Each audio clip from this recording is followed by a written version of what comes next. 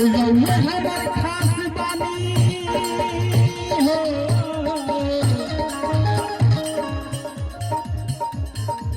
रउआ हमर खास बानी, हमारा ज्ञान बानी, रउआ हमर खास बानी, हमारा ज्ञान बानी, मन के मिटा दी अन्हारिया।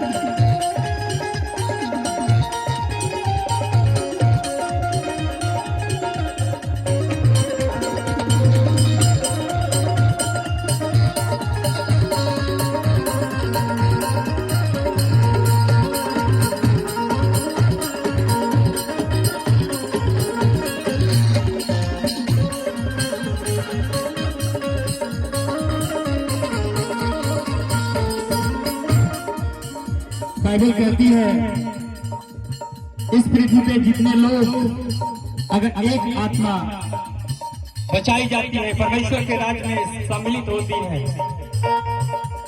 उसके खुशी में स्वर्ग में परमेश्वर के सिंहासन के सामने दूतों के द्वारा खुशियां मनाई जाती है।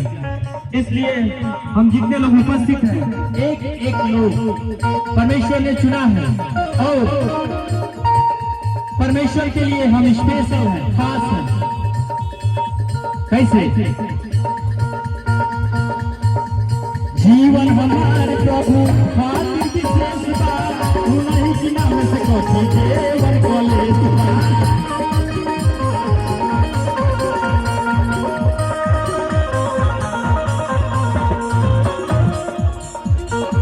जीवन हमारे प्रभु विशेष बात, उन्हीं की नाम से कटी जे बाजी।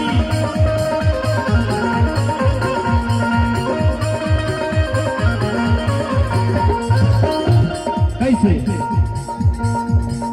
दुआ में लागल रही हो, दुआ में लागल रही बड़ी कुड़ी कनिया, दुआ में लागल रही बड़ी कुड़ी कनिया, ठीक होई सगरो बीमारिया।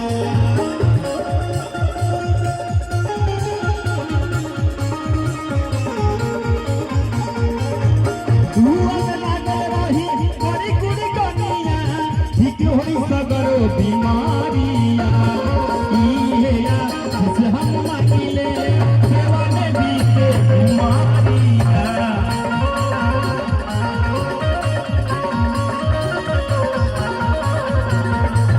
इहे या जिसे हम मांगिले सेवा में बीते बीमारिया।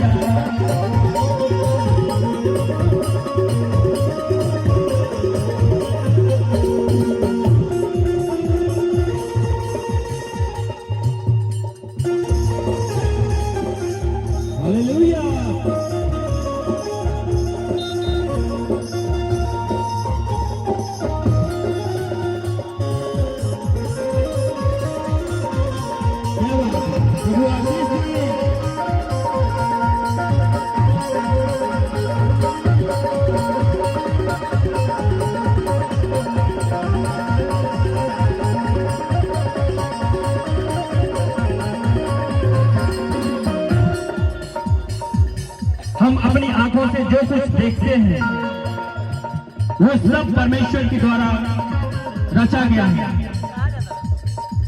और हम जानते हैं बाइबल कहती है परमेश्वर ने कहा आकाश और पृथ्वी अलग हो जा, आकाश और पृथ्वी अलग हो गया।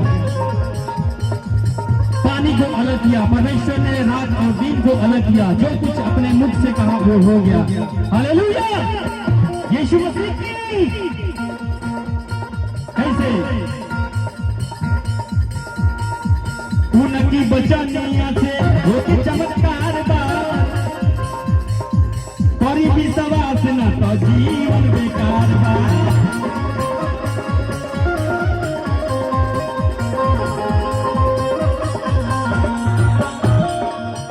उनकी बचनिया से होती चमत्कार बा, करी विश्वास न तो जीवन बेकार बा।